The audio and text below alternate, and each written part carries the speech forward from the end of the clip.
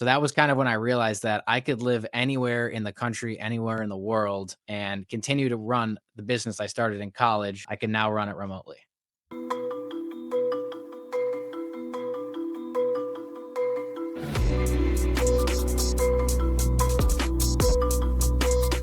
What does it take to build a $1.7 million business, all while working from a beach or another country?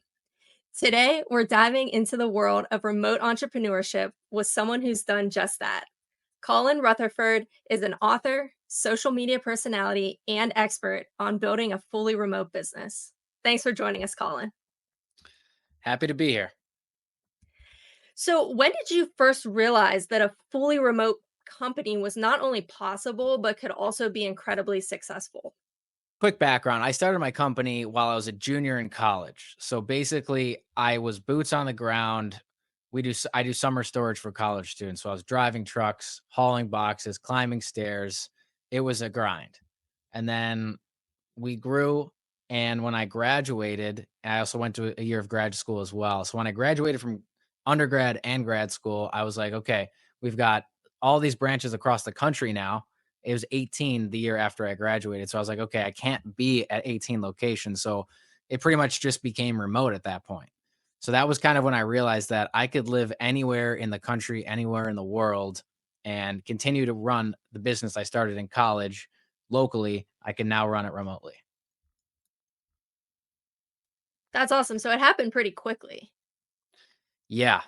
And I didn't really, it wasn't a conscious like change either. Kind of just like happened. Now that I think about it, it's pretty interesting. That's awesome. So there's freedom, obviously, that comes with remote work, but we all know that businesses always come with struggles and challenges. So, can you share one of the biggest obstacles you faced so far? Yeah, the nature of remote business is you can't walk down the hallway and talk to the marketing department and say, "Hey, how are things going today?" So there that just does not have that ability. So we rely a lot on communication software like Slack is big. All our messaging's in Slack. With our on-campus employees, we use a platform called Connect Team to have them clock in, clock out. Also, there's training on there. We can message on there as well. So communication is probably the biggest struggle, and you just have to figure out how to be successful with that. Did you ever have a day where you just were completely overwhelmed and you kind of had to troubleshoot all day long? Oh yeah. Yeah. Yeah. Yeah, a couple years ago, I would say during spring pickup season, I was in Florida because I run the business remotely, so I snowbird. So I go down to Florida in the off season or in the summer and then back. I go down to Florida in the winter and up north in the summer. But yeah, during spring pickups, it was just crazy. We couldn't get in contact with some customers, some employees we also couldn't get in contact with. Things were running behind. It was a stressful time period for sure. I've been able to build the company now so we have more repeatable systems, some automation, some better employees now, so we don't have that as much anymore. Okay. So you manage a pretty big team at locations across the country. So how do you keep your team motivated and productive when you're not physically there? You have to align incentives. The best way to keep people motivated is to make them want to do things that you want them to do. And monetary incentives is the best way, in my opinion, to do that. So a lot of our college student interns, they not only receive an hourly wage, but they also receive a commission for each item that they store at their branch. So that's what we want. We want more customers, more items because we make more money as a company. They make more money as an employee when that happens as well. So motivation is aligning incentives, simply put. Very good.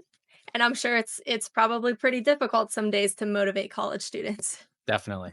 Yeah, you gotta make sure you have the right people on the team. Yep. So you not only built this business, but also started a personal brand on social media. Can you tell us why it's so important for business owners to grow their personal brand? Absolutely. It's June 2023, I really started growing on social media, most notably Twitter. I'm at almost 10,000 Twitter followers as of this recording. There's two reasons. Number one is networking. You get to meet so many awesome people if you do it right. You have to leverage the DMs. You got to set up meetings with people and just kind of connect with people online. And I've done that with dozens and dozens of people. And now I have this awesome network that I think is more valuable than the college network that I went to school with. And I have a super high powered, I guess you could say, college network. I went to an Ivy League school. I went to Dartmouth College, but I would say that the network I built through Twitter is arguably more valuable. So, number one is networking. Number two is distribution. When you have a lot of followers who have been reading your content for months, potentially for years, you've got that huge authority by having significant tens of thousands of followers. That comes with a lot of authority. You have distribution. So once you have something to sell, you can sell it to people who have been reading your content for years and who have some level of trust for you. And that distribution is another massive piece for social media. So it sounds like you have a really good strategy that's working for you. Have you ever thought about helping other business owners start their personal brand? Yeah, I have. And I'm in the early stages of creating a content agency actually because I have without a doubt a winning formula. I've grown to 10,000 followers on Twitter very quickly with a lot of work, but also created this system to help me do it without a ton of time invested myself. I've been able to build out a team to help me on the social media growth front. So basically, my system is three pronged. There is content creation for text-based posts. So that's one. There's also video creation for the video platforms, TikTok, Instagram, YouTube. And there's also engagement. And I call it the reply guy strategy. This is the most important part if you're really just beginning or trying to get those first 1,000, first 2,000 followers. You need to reply to other people's comments because when you do that, other people see your value add content and then they go to your profile and they follow you after reading your stuff. So if you're just posting at the beginning, you have 200 followers on Twitter, you're posting into the abyss. But what really you need to be doing is commenting value add content on other people's posts for publicity. So you said content creation, the reply guy strategy, and then video content as well. That does seem to be a winning formula. Definitely, and that's what the new content agency that I'm creating for that I previously created for myself, we're now offering that to other people as well. So if you're interested in something like that, working together with me and my team, send me a DM or put a comment beneath this video, and we'll be in touch. That's great to know. Perfect. So I have one more question for you today. What's one thing you wish you knew before becoming a remote entrepreneur? Hiring, how to hire, because I've hired some employees that turned out to be questionable, and they were not reliable, they were not communicative, and they weren't accountable. Those are three of my five core values at my startup. But yeah, having just a solid interview process and hiring for core values is something I wish I knew at the beginning because when you hire poor team members, it not only makes your business more stressful, but it brings your other A players down and makes their job stressful and more difficult. So having a hiring process is crucial. All right. And, speaking of hiring, I saw that you just released your offshore hiring guide. Can you tell us a little more about that? Yeah, if you've seen any of my content before, you know I'm a huge advocate for hiring offshore.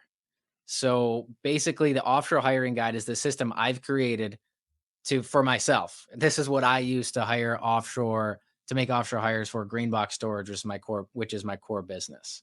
So basically, there's a lot that goes into it. It's basically a step-by-step guide for exactly what to do when leveraging offshore talent. Available now, going to go on sale to the general public for $249, which is a massive savings compared to using a recruiting agency, which typically they charge 35% of the employee's year one salary. So I did that at the beginning. I hired two recruiting agencies and I paid almost $4,000 per hire, which is absolutely insane. So this is how you can do it on your own. It doesn't take very much time and it's very inexpensive compared to hiring a recruiting agency, only $249. Awesome. And we'll put a link below. So make sure to check that out. Awesome. So, for everyone watching, Colin just proved that not only is remote entrepreneurship possible, But with the right mindset and strategies, you can have incredible success. Thanks for sharing your story, Colin. Thanks for watching. If you found value in this video, click subscribe below for more business content just like this.